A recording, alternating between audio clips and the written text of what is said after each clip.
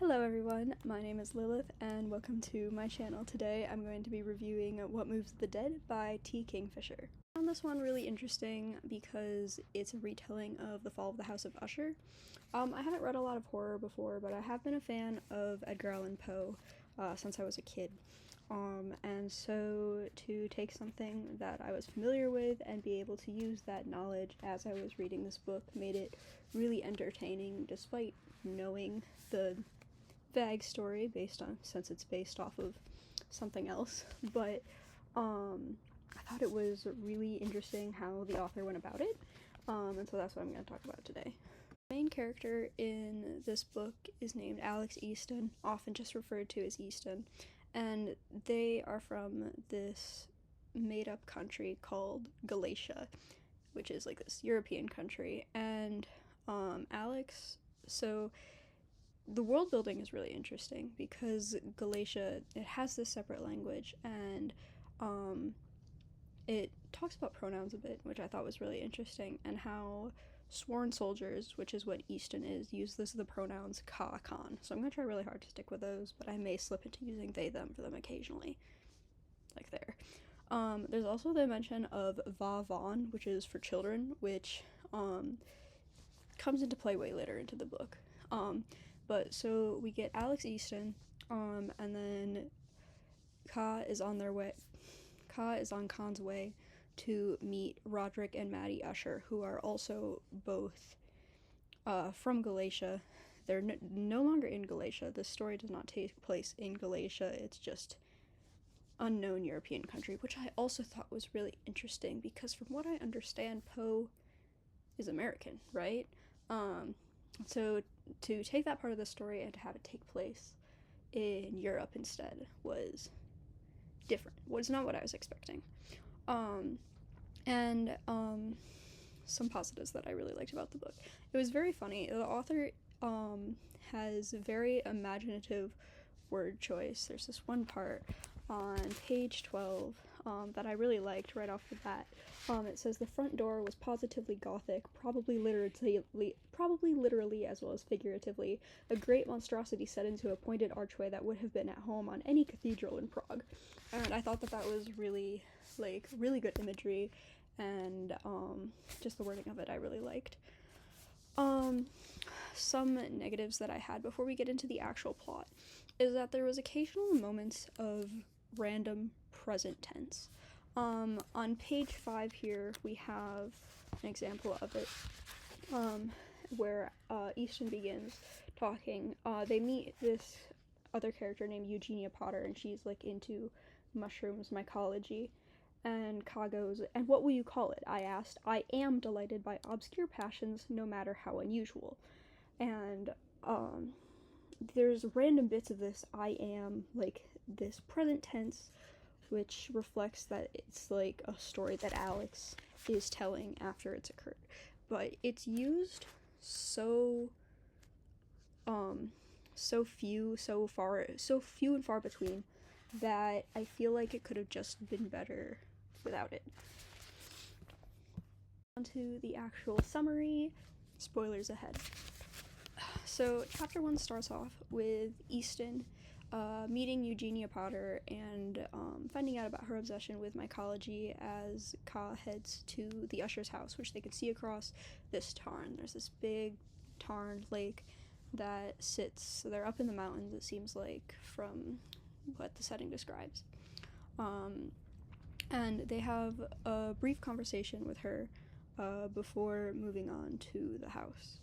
And when they arrive, both Roderick and Maddie, which are the Ushers, are in really bad shape. They're both pale, their hair is described as floating in the air like spider silk. It's thin, it's white. Neither of them look like they're in good shape.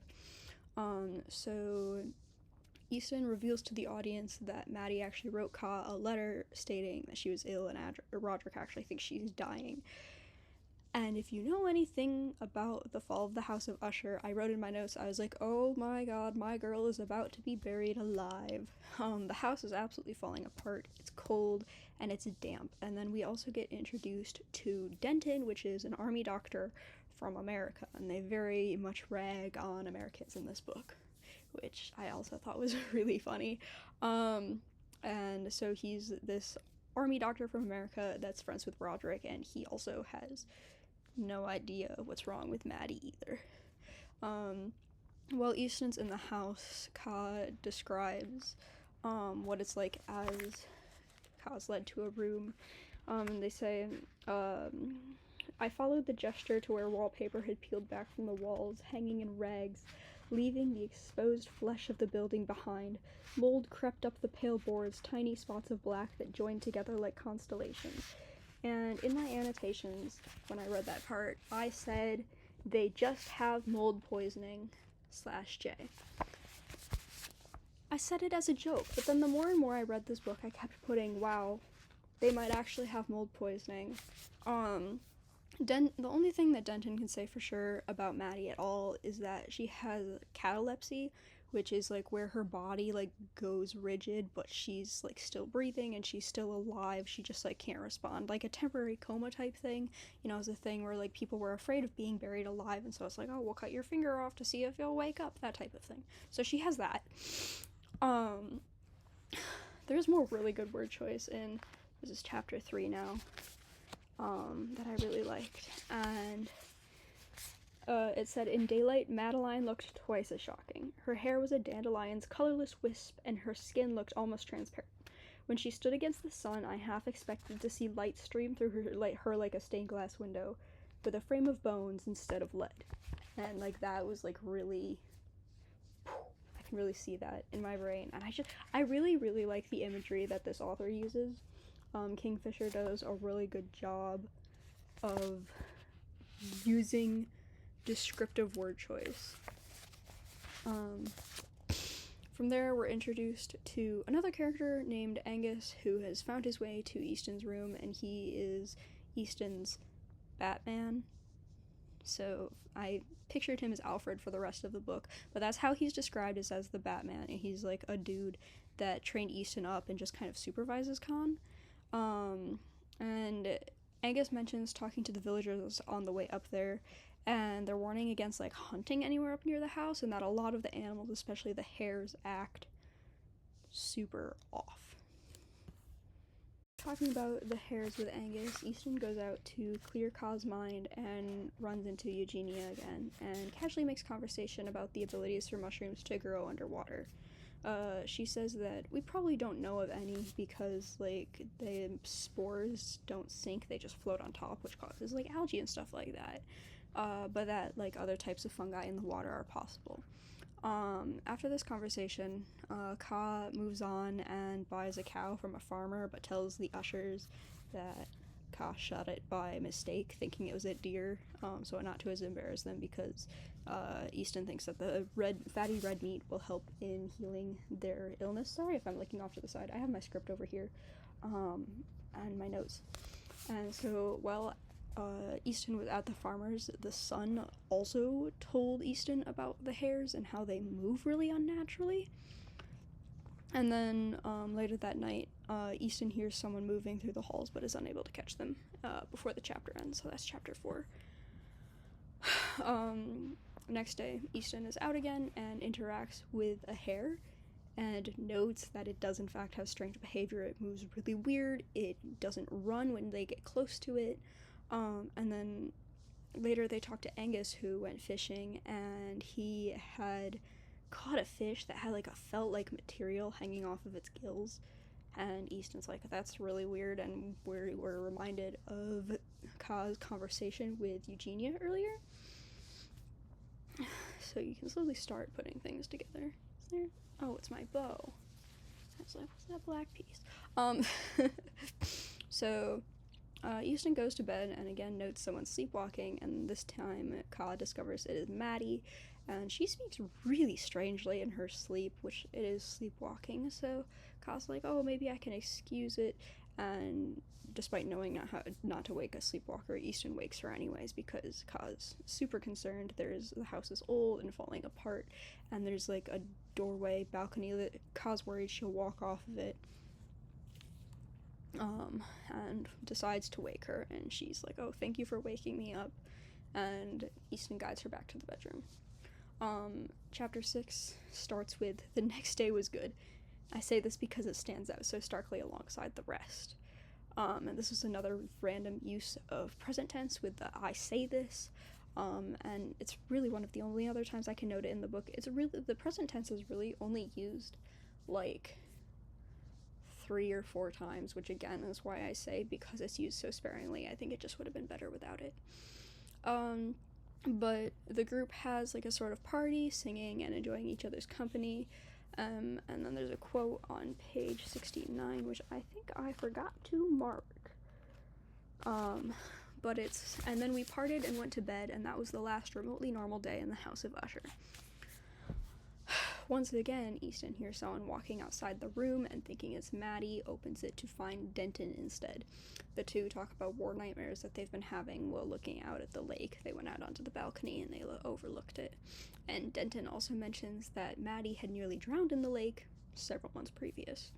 And Easton is like, "Oh my god, why didn't anyone tell me about this?" And Denton's like, "Well, I don't know." They both go to bed, and then Easton does in fact catch Maddie sleepwalking. She speaks really strangely and walks bizarrely, kind of stumbling, and Easton helps her to bed, but as Easton leaves the room, Kyle realizes that her stilted walk looks really, really familiar to how the hares walked and moved. With that, Easton begins to suspect there's something in the water making the Ushers sick. So Ka decides to try the library in the house, but it's also like thick with mildew and a lot of the books in it are ruined. Ka keeps turning theories over in Ka's mind and finds Denton to discuss it. And because of the similarities between how the hares and Maddie move from Easton's point of view, Ka elects to go hunt one of the hares down so they can dissect and examine it. And Easton does shoot one of the hares, like, directly in the head, and goes to grab it, and it gets up and moves, and Easton freaks out and is like, "Absolutely not, I am not dealing with that," and runs away. And later is talking to Denton, and they're like, "I am a soldier, I have been a soldier for years, and I ran away from a freaking rabbit." And because it was just so unnerving.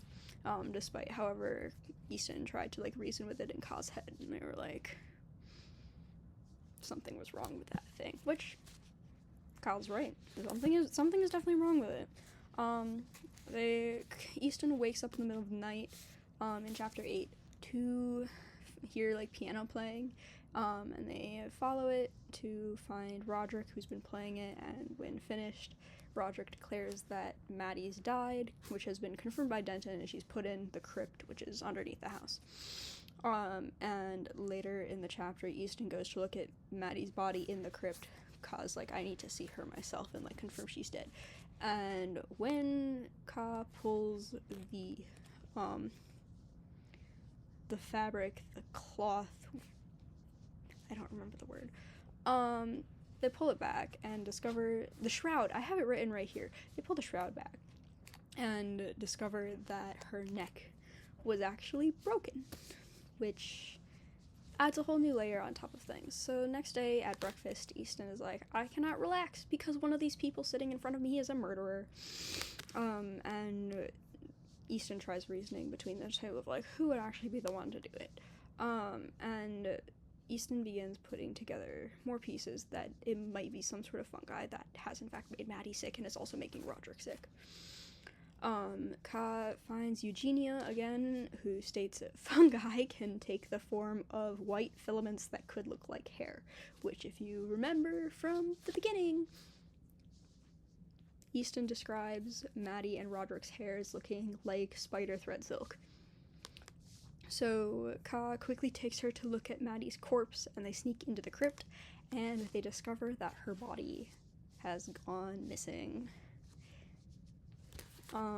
Despite the body being missing, the hairs that fell out remain, and Eugenia confirms that they are in fact a fungus. So we now know that Maddie and Roderick have been infected with some sort of fungus, so when I wrote mold poisoning a million times in the book, I apparently knew exactly what was going to happen. And despite it being predictable, I still really enjoyed it of like how exactly it was infecting them. I didn't feel like the predictability took away from the actual narrative. So they're like, okay, we need to actually find out what type of fungus this is and what's causing it. So they alert Denton that Maddie's body is missing, and they believe her death is due to some sort of fungus. Easton goes out and finds a hair and actually kills it without fleeing in terror this time, and Denton goes to dissect it, and they do it on like the kitchen table, and I'm like losing my mind. I'm like, that's so gross. Why would you do it on the kitchen table? But they dissect the hair, and its entire body is like filled with this white fungi, and despite it literally being cut open, it gets up and hops off the table, and everyone freaks out, which valid, because I got like the ick while reading this, because oh my gosh, it was so I can like picture it and how it would move, and like but Easton tells Angus to leave with Eugenia and get away from the lake so they can be safe, and so Ka can talk to Denton and figure out how to keep this fungus from spreading.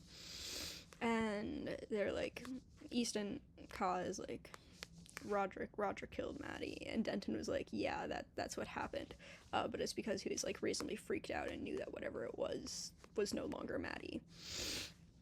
One hair. There we go. Okay, sorry, it was in my eye. That whatever it was no longer Maddie. So Denton deducts that it took over when Maddie almost drowned, which is like the fungi in the water, which we also found on the fish, remember? So some fungi in the water began like growing in her lungs. And they also realize that she is no longer on the slab in the crypt because the fungi is moving her around. They go down to the crypt and realize that in Easton's rush with Eugenia, Ka left the door unlocked, and so now Maddie is roaming around this house. Very frantically, the two begin searching for her and find her in Roderick's room. And Roderick is awake and also considerably freaked out because he broke her neck like 2 days ago.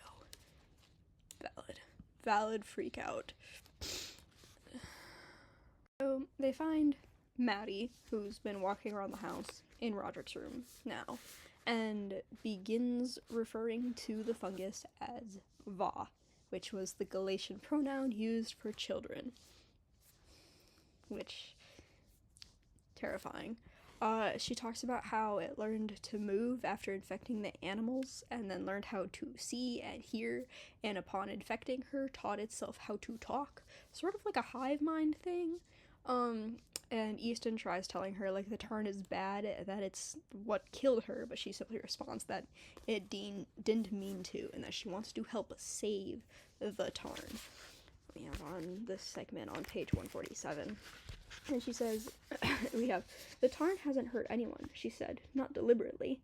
Va doesn't feel pain, so how could Va understand? Now Va knows better. Another step forward. It won't hurt now. And if I hadn't been so weak, the little bit Va has to take to feed wouldn't have mattered. Denton had Roderick almost to the door now. Maddie, are you asking me to let that thing infect me? Not infect. She looked offended at the word. Just give Vaughn a home. Va's like a child. Va needs someone to care for Vaughn, and I know you'll protect Vaughn and stand up for Vaughn, like you always did for me. Which is like, it has, like, she is dead. It's killed her, but it's also like using, I don't know if it's like using her memories or like letting her, like, it's feeding, like she's feeding off of it almost to keep herself like alive, like in this weird like half alive zombie state type thing. That part was a little confusing for me, but I still got the gist of it. Denton pulls Easton and Roderick out of the room after Maddie's little speech, and they hold the door, quickly trying to come up with some other plan. They send the rest of the servants off and then hurry outside of the house. Roderick goes back inside the house because he's like, I'm already infected, and so I can deal with Maddie. And so he goes inside the house and sets fire to the whole thing to destroy Maddie himself and like the fungi. So after the house burns, Angus returns with a wagon load of sulfur so they can burn the fungus out of the lake, because they have determined that that's where it came from. And then after the job is completed, they leave the ruins of the house. And that is the end of this book. It's a nice little slim, so we have a quick, about 20-minute summary here, I think is how long I've been recording for. It was really good. I really enjoyed it. There's 2 other books in this series. T. Kingfisher also has some more full-length novels, and overall I rated this book a 4 out of 5.